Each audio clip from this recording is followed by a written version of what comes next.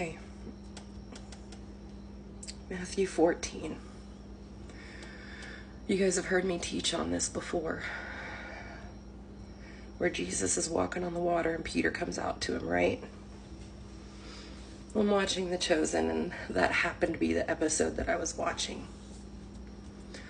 God showed me something completely new. When Jesus called Peter, Peter started to get out of the boat. And the disciples who represent the church said, "No, Peter, don't go. No, Peter, don't do it." How many times have we been called to start going and preaching in a bad neighborhood? Or starting a TikTok account to try and spread the gospel? Or even going on a missions trip to a bad country? Or just going up to somebody, putting your hands on them and praying for them to be healed or something. And people will say, "No, don't do that. That's crazy. That sounds crazy."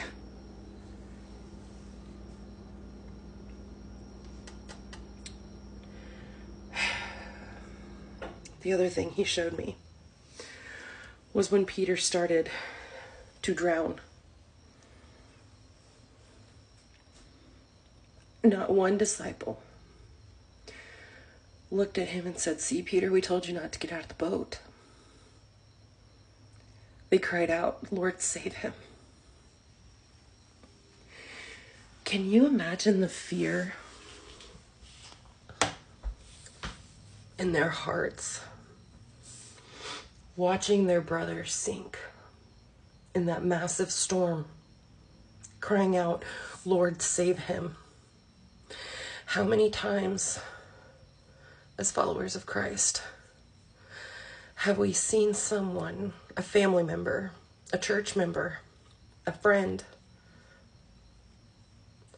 fall victim to something that caused them to fall away from Christ?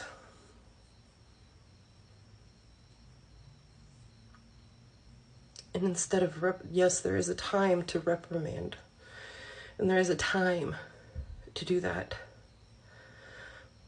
But oftentimes we are quick to open our mouths and rebuke, when in reality, we need to be crying out for our brothers and sisters. Lord, save them. They're drowning.